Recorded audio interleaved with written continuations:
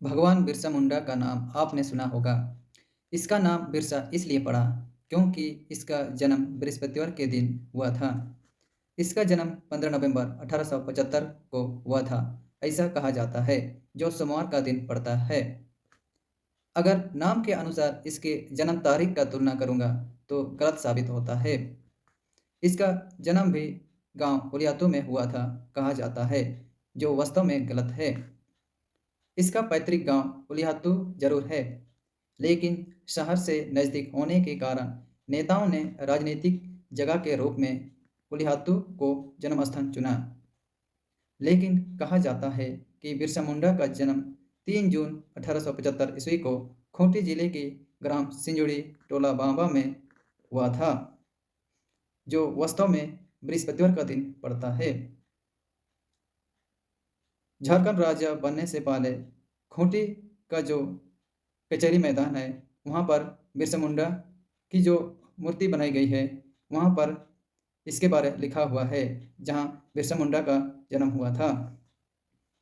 कहा जाता है कि जिस समय बिरसा का जन्म हुआ, उस समय बिरसा के माता पिता खेती के लिए टाँड़ साफ करने के लिए जंगल गए हुए थे।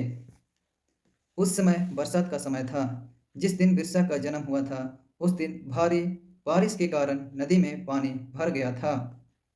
बिरसा का परिवार बांबा के नज़दीक स्थित चलकर गांव में रहा करता था। उस समय बिरसा के माता पिता काम के लिए नदी पार करके आया जाया करते थे। लबालब पानी से भरे नदी के पानी में जब बिरसा के माता पिता ने बिरसा का पैर पानी में स्पर्श किया तो नदी का पानी एकदम घट गया। बिरसा मुंडा ने जंगल जमीन बचाने के लिए और लगान वसूल से तंग आकर अंग्रेजों के खिलाफ आंदोलन किया। बिरसा मुंडा के जन्म से ठीक 1 वर्ष पूर्व एक जर्मन मिशनरी भारत आए थे।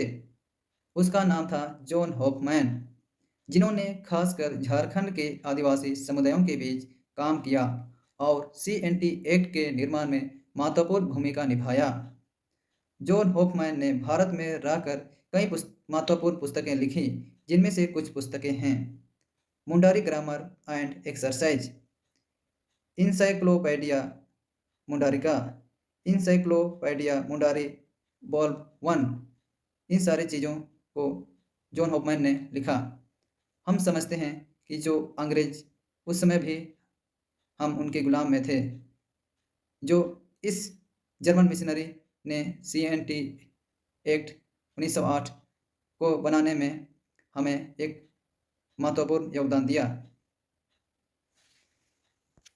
जॉन हॉफमैन ने मुंडाओं के लिए विशेषकर सोचा, इसलिए उन्होंने जो मुंडाओं के लिए एक मुंडारी ग्रामर पुस्तक लिखी, ताकि जो मुंडारी भाषा है लोग समझ सके, हिंदी और इंग्लिश में भी।